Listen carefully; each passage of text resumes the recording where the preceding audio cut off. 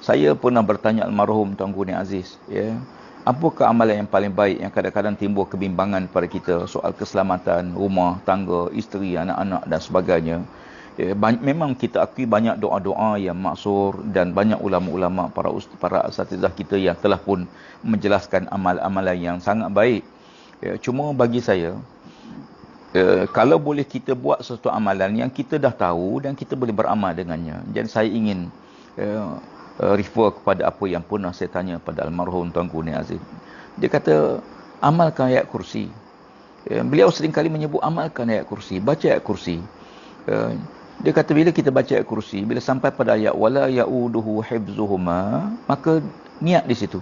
Minta Allah lindung kita, lindung keluarga kita, sahabat-sahabat kita, negeri kita, negara kita seluruhnya dan dunia seluruhnya. Wala yauduhu hifzuhuma wa huwal aliyyul azim. Ya.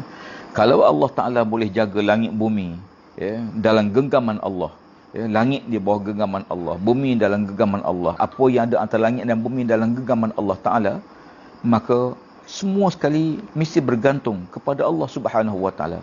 Ya, maka kan itu kita merayu kepada Allah, kita mohon kepada Allah. Bukan bermakna tidak perlu menjaga perkara-perkara lain. Perkara lain kena jaga, sanitizer tangan, ya, sentiasa kita kena basuh, cucikan, bersihkan tangan, ya, pakai topi muka di tempat-tempat yang kita rasa ada suasana yang membimbangkan kita, ya, dan menjarakkan kedudukan. Itu di antara kaedah-kaedah yang telah digariskan oleh pihak Kementerian Kesihatan. Maka kita akui. Yang keduanya, di antara doa yang bagus kita baca, ayat kita yang perlu kita baca ialah Bismillahillazi la yadurru ma'asmihi syai'un fil ardi wala fis sama' was-sami'ul alim. Amalkan Bismillahillazi la yadurru ma'asmihi syai'un fil ardi wala fis sama' was-sami'ul alim. 3 kali pada waktu pagi dan 3 kali pada waktu petang. Kita minta lindung pada Allah. Ya, kerana Allah Ta'ala menyebut tidak akan berlaku satu musibah sama ada di langit, di bumi, di kiri kanan kita, atas dan bawah kita, melainkan ya, apa yang telah ditentu oleh Allah Subhanahu Wa Taala. Dan sesuatu tidak akan mudarat kepada Allah. Bahkan Nabi sebut kalau kita pergi satu-satu tempat, ya, dan siapa yang membaca 3 kali di tempat yang dia baru sampai, nasib Allah Taala mengelakkan daripada mudarat selagi mana dia berada di tempat tersebut. Ini ikhtiar. Di samping ubat kena makan, ikhtiar ubat kena usaha, perkara lain kena usaha. Tetapi bukan hanya soal amalan zahir, tapi juga amalan batin, amalan-amalan peribadi kita. Sebab ya, semua sekali orang yang sakit ni sebut saja apa ubat dia akan usaha, ya, dan yang ikhtiar melalui cara perubatan kita ikhtiar, tetapi melalui doa, melalui zikir-zikir tertentu juga kita perlu amalkan, insya-Allah. Ya, yang ketiga, perkara yang ketiga yang boleh kita baca doa, minta doa pada Allah Taala ialah, ya, merayu pada Allah Taala, kerana Allah Taala sebaik-baik pemelihara. Fallahu khairun hafiza wa huwa arhamur rahimin. Fallahu khairun hafiza wa huwa arhamur rahimin. Allah lah sebaik-baik pemelihara, Allah lah sebaik-baik penjaga. Maka kita minta lindung, minta penjagaan Allah. Ya, manusia tak mampu kita nak kawal, ya, setiap saat, setiap minit, kita akui kita tidak mampu. Maka kita mohon kepada Allah Taala, kerana Allah lah sebaik-baik pemelihara, Allah lah sebaik-baik penjaga. Dan yang terakhir yang saya ingin sebut ialah, ya, supaya, ya, kita mengamalkan satu zikir yang Nabi SAW pesan banyak kali dalam banyak hadis Nabi SAW. La hawla wa la quwwata illa billahil aliyyil azim. La hawla wa la quwwata illa billahil aliyyil azim. La hawla wa la quwwata illa billahil aliyyil azim. Bahkan Nabi suruh supaya kita membanyakkan zikir tersebut. Ya. Jadi zikir ni amalan yang boleh kita buat pada bila masa, sebab saya yakin semua kita, ya, setelah pun tahu zikir ini dan tinggal kita yang beramal dengan zikir tersebut. Dan maaf, ada satu perkara lagi yang saya tertinggal, ialah 3 ayat terakhir daripada surah Baqarah.